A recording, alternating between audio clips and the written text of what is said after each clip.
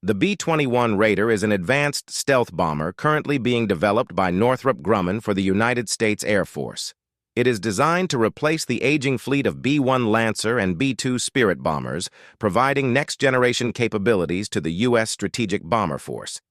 Here's a detailed description of the B-21 Raider. One is intended to be more cost-effective than previous bombers, with each unit projected to cost around $550 million in 2010 dollars.